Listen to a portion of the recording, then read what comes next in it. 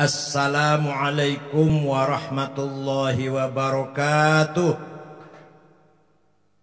Bismillah, alhamdulillah, wassalatu wassalamu ala sayyidina wa maulana wa syafi'ina wa habibina Muhammad Rasulillah wa ala alihi wa sahbihi wa man tabi'a sunnatahu wa jama'atah min yaumina hadha ila yaumin nahdah. Sahibil fadilah Sayyidi wa Habibi wa Maulai Al-Habib Salim Jindan, a'azzahullah bi'izzih akramahu bikaramih wa tala baqa'ah. Yang saya hormati Bapak Menteri Tenaga Kerja dan PLT Menteri Pemuda Olahraga Gus Hanif Dakhiri Zuhri Maksum, bapaknya Kiai, namanya Kiai Zuhri Maksum, lahir dari desa Blotongan, jelek banget namanya desanya, Salatiga, anggota DPR ini nggak ada ya? Anggota DPRD Provinsi Jawa Barat, Kang Sitkon, Babadan jadi DPR, Masya Allah, Babadan, Tenajar, dan Ningsih dari mana? Gebang, tangganya Sekjen. Wakil Sekjen PBNU Gus Imam Pituduh, ini sudah 8 tahun tiap hari puasa, kecuali di hari diharamkan, tapi nggak kaya-kaya. Gak sugi-sugi sampai saiki. Oh ya, Rois Syuriah PBNU, Kiai Mustafa Akil, kalau saya Tanfidia malah. Tamu kita Kiai Haji Baduhun Badawi dari Kaliwungu, matur nuwun rayipun. Ikhwati ahli baiti Kempek yang berbahagia malam ini, para wali santri dan para khotimin, sadati wa sayyidati ayul hudur, Bapak Bupati Cirebon, gak usah PLT Bupati, itu aja lah, sudah hakul yakin, Ki Haji Imron Rosyadi, dan Pak Kapolres, Pak Dandim, semuanya orang santri semua, pada malam hari ini minimal jadi santri semua. Bapak Ibu sekalian, orang yang pertama kali membawa Al-Quran ke Pulau Jawa adalah Syekh Subakir. Syekh Ahmad Subakir membawa Al-Quran, diperkenalkan kepada Ratu Sima, Raja Kalingga di Jepara. Walaupun si ratu ini tidak masuk Islam secara eksplisit, tapi memahami kandungan Islam, yaitu Islam atau Al-Quran mengajarkan keadilan seadil-adilnya. Maka Ratu Sima, Kerajaan Kalingga Jepara, terkenal ratu yang paling adil, dan masyarakatnya dipersilahkan, diberi kebebasan memeluk agama Islam. Syekh Subakir mempunyai tugas apa? Merantai, mengkerangkeng apa? Mengikat makhluk-makhluk jahat yang ada di Jawa.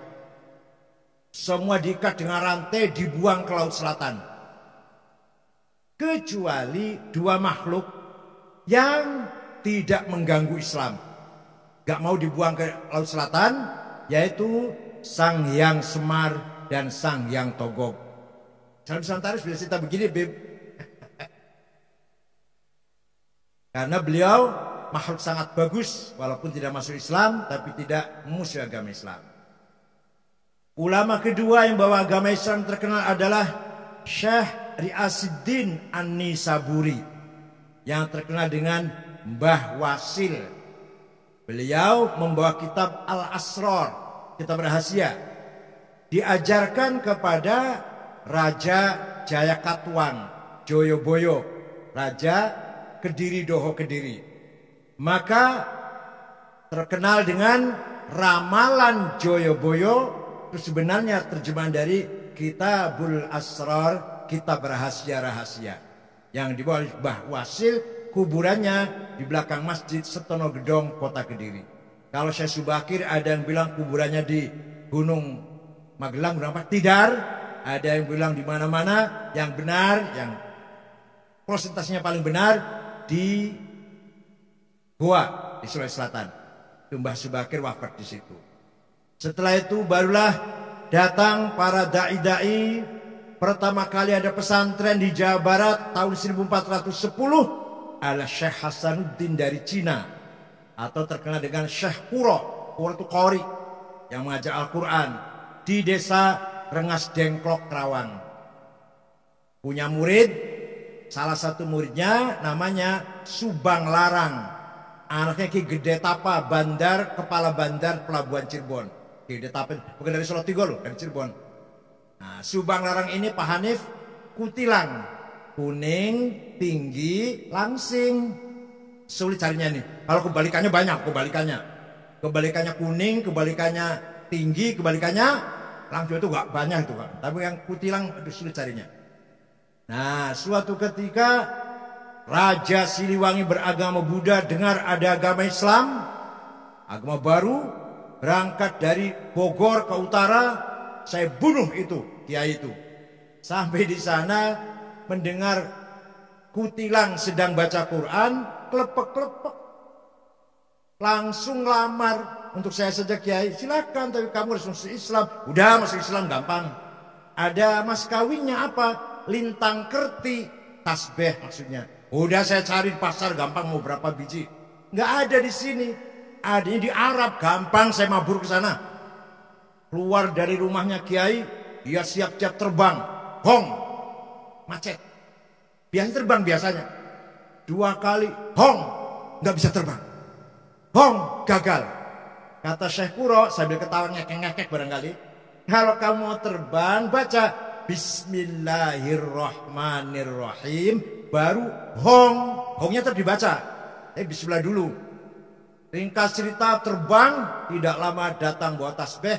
Terjadi perkawinan antara Raja Pajajaran yang beragama Buddha masuk Islam, Prabu Siliwangi, dengan Subang Larang. Tapi beliau Islamnya kurang betul-betul Islam, karena hanya ingin kawin kutilang saja itu. Tapi akan punya anak. Pertama namanya Syekh Rahmatullah atau Sunan Rahmat Suci, yang kuburannya di Gunung Godog, Garut. Yang kedua Syekh Somadullah yang terkenal dengan Ki Kuwu Sangkan. Yang ketiga perempuan namanya Rara Santang, dinikah oleh Habib, namanya Said Abdullah Ahmad Khan. Nanti punya anak Syarif Hidayatullah, Sunan Gunung Jati. Nih dongeng kayak gini harus hafal santri ini. Jadi bubarlah kerajaan Pajajaran setelah Prabu Kian Santang San Rahmatullah alias Ki Galantran alias Ki Setra alias Maung Keling alias Maung Lodaya, oh banyak sekali aliasnya itu, menguasai kerajaan Pajajaran. Semua masuk Islam kecuali Patih Pucukumun dengan suku Baduy di Malimping, tetap agamanya Sunda Wiwitan atau Karuhunan yang menyembah Batara, Sang Batara. Itulah ulama mulai menyebarkan agama Islam di Pulau Jawa ini. Dari Rengas Dengklok, Syekh Hasanuddin Syekh Kuro melahirkan beberapa santri ahli baca Al-Qur'an. Maka ketika Nabi Muhammad mengkader para as-sabiqin al-awwalin, kader pertama harus bisa baca Quran dengan benar. Saya sering mendengarkan orang ceramahnya enak banget, begitu dalil berantakan Qurannya, cebrik kelihatannya, jijik. Kafaru yukafiru kufran. Masya Allah. Huwallazi ba'atha fil ummiyina rasulam minhum yatlu alaihim ayatih wa yuzakkihim wa yu'allimuhumul kitaba wal hikmah wa in kanu min qablu lafi dhalalim mubin. Saya jarang bawa ayat Quran lagu, pokoknya kempak ini. Suara enak itu semua keturunan Kiai Mutta'ad. Suaranya enak-enak. Ya ayah saya enak, Kiai Maksum almarhum enak, Kiai Amin Sirot enak. Itu keturunan Kiai Mutta'ad, suaranya enak. Ada raja dari Kanoman namanya Pangeran Nuruddin. Melihat kerajaan sudah dikuasai Belanda, dia meninggalkan kerajaan, punya anak dua yang terkenal. Satu Kiai Murtasim, dua Kiai Mutta'ad. Kiai Murtasim punya anak Kiai Said, Kiai Said punya anak Kiai Sirot, Kiai Sirot punya anak Kiai Akil, Kiai Akil punya anak Mustafa Akil itu. Yang Kiai Mutta'ad punya anak Kiai Abdul Jamil, Kiai Abdul Jamil punya anak Kiai Abbas, Kiai Abbas punya anak Kiai Abdul Abbas, dan seterusnya buntet itu. Walhasil kemudian pernikahan misanan, ini lagi-lagi muter-muter. Putranya Kiai Murtasim Syekh Said kawin dengan Nyai Maimunah binti Kiai Mutta'ad. Jadi akhirnya semua saudara, semua satu darah lah, keturunan Syekh atau Sultan Nuruddin, Sultan Kesepuan. Percaya silahkan, enggak apa-apa, saya dongeng sendiri kok. Mau percaya enggak apa-apa terserah. Jadi gini-gini keturunan Raja Cirebon.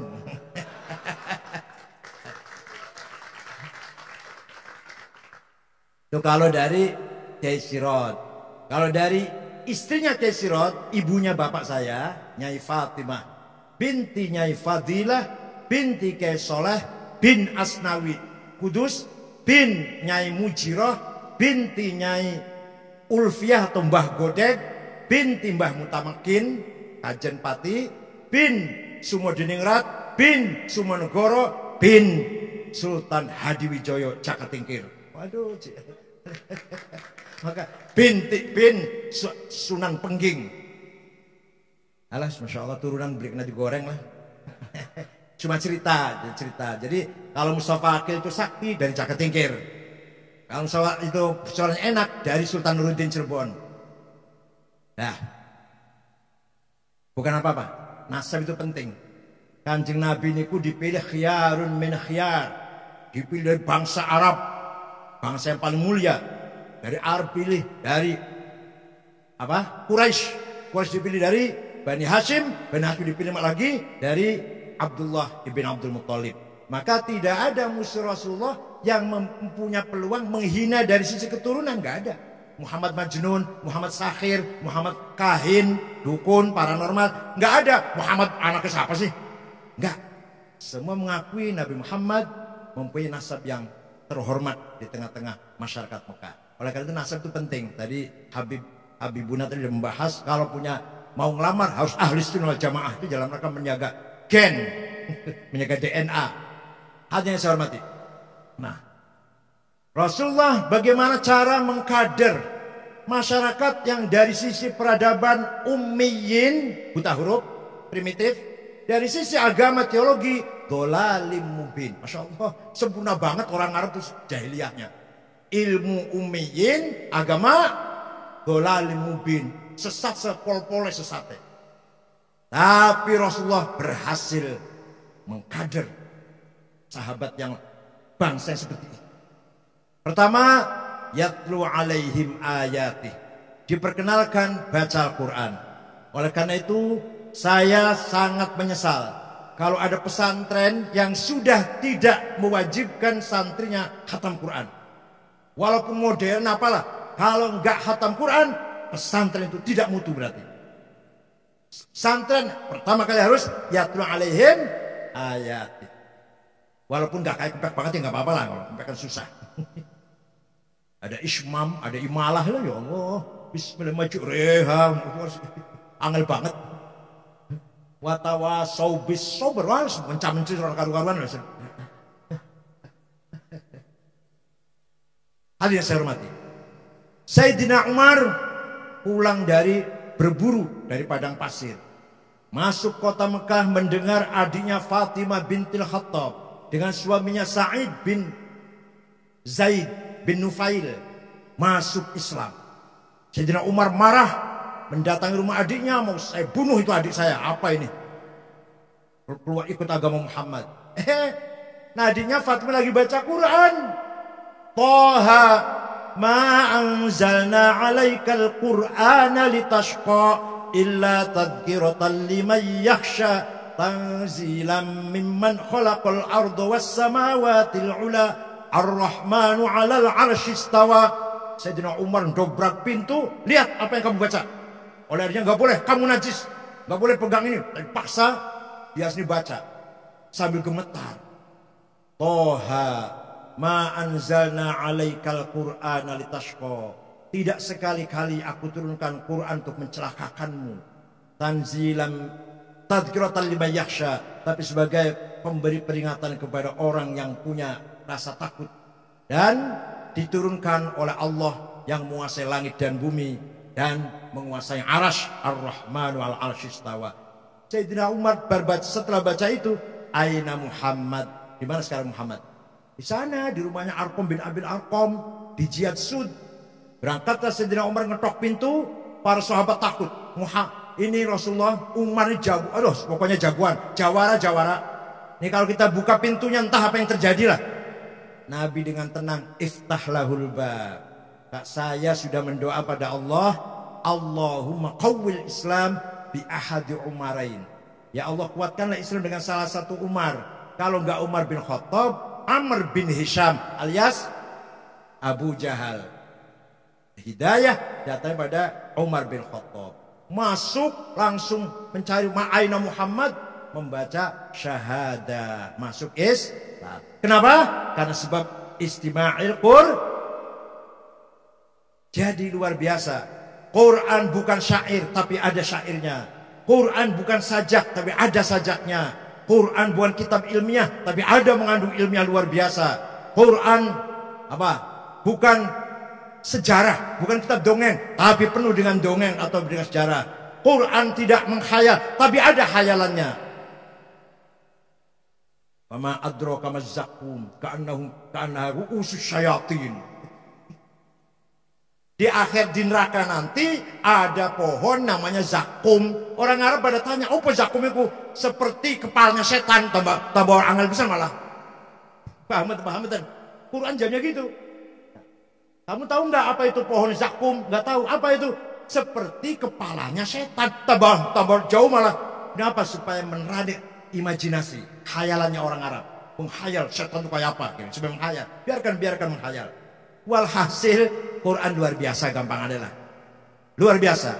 Ayatu haqqin minar rahmani muhdathatun qadimatun sifatul mausufi bil qidami lam taqtarin bi zamanin wa hiya tukhbiruna anil ma'adi wa an adin wa an irami damat ladaina fa faqat kulla mu'jizatin minan nabiyina id ja'at walam tadumi muhakkamatun fama tubqina min syubahi lidhi syiqaqin wa ma tabqina min hakami mahuribat qattu illa ada min harabi a'dal a'adi ilaiha mulqiyas salami raddat balaghatuha da'wa mu'aridiha raddal ghayru riyadal jani'anil hurami laha ma'anin kamawjil bahri fi madadi wa fawqa jawharihi fil husni wal qiyami fala tu'addu wa la tuhsa ajaibuha wa la tusamu 'alal iktari bisa'ami qarrat biha 'ainu qariha fa qultu lahu laqad hasalta 'ala hablillah fa'tasimi laqad dhafirta fa bihablillahi fa'tasimi in tatluha khifatan min harri nari ladha atfa'ta nara ladha min wardiha syabimi. Itu sifatnya Quran. Gak usah terjemah lah, ngerti Islam. Gak usah terjemah. Tidak pernah bosan baca Quran. Tidak pernah bosan. Silakan diulang-ulang, gak bosan. Itu Al-Quran luar biasa. Bahkan kelebihan Al-Quran apa? Dihafal gampang oleh siapa saja, walaupun nggak ngerti Pak, nggak paham. Bocah cilik nggak pakai Quran, cepet satu halaman 1 jam lah kira-kira apa. Coba kalau ada syair atau ada tulisan bahasa Cina, nggak paham sampean, suruh ngapalin berapa bulan kira-kira? Ngapalakan bahasa 1 lembar bahasa Jerman, bahasa Jepang, syair 1 lembar dan nggak paham artinya. nggak tahu bahasa Jepangnya, nggak ngerti. Ayo hafalkan sebulan barangkali. Tapi Quran anak kecil nggak ngerti artinya, nggak ngerti bahasa Arab selain Al-Quran, nggak pernah ngomong Arab lah, gampang dihafalkan. Tapi juga gampang hilang.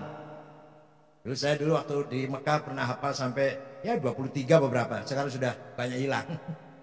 Ngurusin HTI gitu. Dah. Jadi masuk Islamnya orang Jawa Barat sebab Al-Quran yang dibaca oleh seorang yang cantik. Dia baca Quran, suaranya enak, lagu yang merdu, orangnya cantik. Nah, kalau orang yang nggak cantik ya belum tentu itu. Prabu Siliwangi belum tentu masuk Islam itu. Dah. Wa yuzakihim. Yang kedua, Nabi Muhammad diperintah oleh Allah agar membangun karakter building. Agar orang dari jahiliyah nggak ngerti apa-apa, nggak ngerti nilai, nggak ngerti norma, nggak ngerti akhlak, nggak ngerti budaya, tidak berperadaban. Diajari hak nafsunya, jiwanya berkarakter. Setiap kita ini punya jiwa. Jiwa itu punya dua perangkat. Namanya nafsu ghadabiyah dan nafsu syahwatiyah. Saya harus jadi presiden, saya harus jadi bupati, saya harus jadi ketua PBNU. Ini datangnya dari nafsu ghadabiyah. Tapi kalau niatnya bagus, caranya benar, nggak menyakiti orang, tujuannya ibtigha amardatillah, namanya bukan nafsu ghadabiyah, tapi namanya himmah. Apa? Kita harus besar himmah kita. Tahun 24 NU harus presiden. Itu. Bupati Cirebon sudah NU. Insya Allah nanti dilantik, insya Allah nggak lama lagi. Harus punya, harus kita rebut. Luar biasa. Ini mumpung kita luar biasa mendapatkan wakil presiden yang nggak ngerti, ya emang orang nggak ngerti gimana lagi, Beb? Masa saya layanin itu sama-sama gobloknya nanti. Ma'ruf sudah tua, masih ambisi, tinggal matinya saja. Loh, ini goblok namanya orang ini. Kalau niatnya baik, caranya benar, tujuannya baik, bukan hawa nafsu, namanya himmah.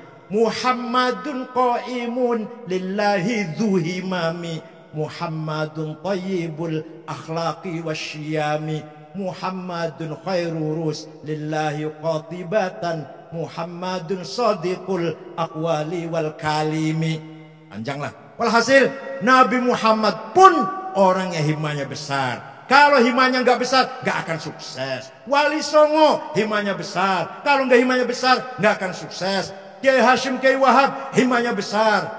Kiai Wahab tahun 27, 28, 29, tahun 30 sampai ke Menes, Pandeglang. Saya saja sekarang ke Menes males. Masih nggak enak ke sana tuh lah. Kiai Wahab datang ke sana, bikin NU, namanya Kiai Abdurrahman. Kakeknya, istrinya Kiai Hafid Utsman almarhum, itu Kiai Abdurrahman itu. Dia berdiri NU di Banten. Terus ke Sumatera Selatan, Palembang, Kiai Kamil Soleh, bapaknya Taufik Kamil, mantan Dirjen Haji waktu Pak Agil Munawar itu. Terus ke Bogor, Pak Gentongan Kiai Abdul Hamid. Ke Betawi, Guru Marzuki Cipinang Muara. Ke Semarang, ke Cirebon, di Cirebon, Kiai Abbas Buntet, Kiai Amin Babakan Ciwaringin, Kiai Syatori Al-Jawinangun, Kiai Suja'i Segeran Indramayu. Ke Semarang, Kiai Ridwan. Ke Lasem, Mbah Maksum, bapaknya Kiai Ali Maksum, guru saya Rois Am. Dan ke Kudus, Raden Asnawi Kudus. Ke Cepu, Kiai Ihsan. Lombok Tengah, Kiai Faisal. Dan kiai-kiai yang lain. Kiai Wahab muter-muter tanpa proposal, uang sendiri. Nah, karena pergi-pergi waktu itu nggak bisa langsung pulang. Kalau saya sekarang ke Surabaya sore pulang bisa, kemanapun bisa langsung pulang. Ke Papua pun pagi datang sana ceramah, sorenya pulang. Ki Wahab coba bayangkan berbulan-bulan, maka istrinya banyak, sampai lupa jandanya. Suatu ketika naik kereta api dari Jombang, di Jogja ada perempuan naik, duduk di depannya. Lama-lama aku kayak kenal kalau sampean gitu. Lah yang kalau bekas jenengan. Lupa, jangan lupa. Jangan ditiru, jangan ditiru. Kalau ilmunya kayak Ki Wahab enggak apa-apa. Hadirin saya hormati. Karakter. himmah. Ya, harus besar himmah. Nah, terutama pemangku pesantren, pewaris pesantren. Jangan hanya membanggakan almarhum. Saya cucunya kiai, saya bapak saya, kakek saya kiai besar, alim. Ente apa? Gombal. Gombalnya apa? Lap, serbet. Mending serbetnya meja, serbetnya WC lagi. Masya Allah. Bapaknya alim, kakeknya alim. Lah kamu gombal. Jangan sampai ini. Maka kita menerima warisan kompak ini, kayak Mustafa ini, mewarisi dari orang besar, orang bermanfaat ilmunya, dari jad sampai ayah, dan sampai sekarang alhamdulillah kita tunjukkan kemampuan kita. Tidak hanya mengandalkan nasab, tapi juga hasab prestasi kita. Wa syarrul alamin dawu khamuli idza fakhartahum dzakarul jududa wa khairun nasi dzu hasabin qadimi aqama li nafsihi nas hasaban jadida. Sejelek-jeleknya manusia hanya membanggakan judud, membanggakan kakek, membanggakan ayahnya, tapi kamu sendiri bukan orang besar. Sebaik-baiknya orang adalah dzu hasabin qadim, kakeknya orang besar, kebesaran yang sudah kita warisi. Aqama li nafsihi hasaban jadida, kita pun membangun kebesaran. Itu loh, paham betul? Kakek kita kiai, kita pun harus kiai. Kakek kita ulama besar, kita pun harus menjadi ulama besar. Kakek kita macan, kita pun harus jadi macan. Kalau ada pesantren, tadinya kiainya alim-alim, macan lah. Sekarang bersepi. Idza mal jahlu khuyma fi biladi ra'aita usudaha musikhat kuruda. Kalau kamu lihat ada pesantren, tadinya kiainya besar, alim-alim, baca Fathul Wahab, baca Jamu Jame, sekarang kok sepi. Itu berarti macanya sudah jadi monyet. Ra'aita usudaha musikhat kuruda. Ya Allah, hadirin saya hormati. Jadi himmah harus besar. Wallahi law wada'u syamsa fi yamini wal qamara fi yasari ala an atruk hadzal amr ma taraktu hatta ahlika duna. Demi Allah, seandainya mereka meletakkan matahari tangan kananku, rembulan tangan kiriku, agar aku surut dari perjuangan, tidak akan mundur, tetap akan maju sampai saya mati demi Islam. Itu himmahnya Rasulullah sallallahu alaihi wasallam. Yang kedua nafsu syahwatiyah. Saya harus kaya, harus banyak duitnya, banyak pabriknya, banyak sawah kebunnya, banyak perusahaannya, banyak apa lagi? Banyak mobilnya, banyak apa lagi? Banyak apa? Perusahaannya ya.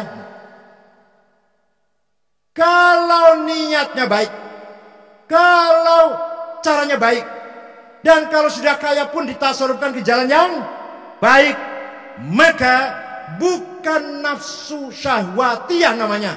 Namanya azimah. Apa namanya? Maka kita harus punya azimah ini, santri ini. Saya jadi orang kaya. Itu loh. Orang kaya di Indonesia nomor 1 itu Budi Hartono, yang punya rokok Jarum. Uangnya 35 miliar dolar. 1 miliar dolar 14 triliun. Sekalikan jadilah. Pingin hitungin dewek lah. 14 triliun ping 35. Terus hitung dewek lah. Nomor 2 Eka Cipta Sinarmas. 18 miliar dolar, ping 14 triliun. Karpel ngono karpel. Baru ada orang Islam nomor 6, Khairul Tanjung. Itu nomor 7 bukan Islam lagi. Nanti ada Pak Yusuf Kala. Nomor 38 Haji Roshid. Nomor 40 Bayu yang punya Bluebird. 40. Kapan santri kompak jadi konglomerat? Masya Allah. Nomor 2 lah, nomor 3 nggak apa-apa lah. Ya Allah. Sayyidina Utsman kaya. Suatu ketika datang dagangannya 700 kontainer di Jakarta Onta. Kalau dijual, untungnya berlipat-lipat. Oleh Sayyidina Utsman tidak dijual, disodakohkan. Orang kaya. Sa'ad bin Abi Waqqas orang kaya, malah ingin menghibahkan seluruh kekayaannya. Kata Rasulullah, jangan, kamu punya istri, kamu punya anak, ahli waris, sepertiga saja. Karena sepertiga hartamu itu kafir. Kalau sepertiganya sampean, 3 juta mesti juta. Sepertiganya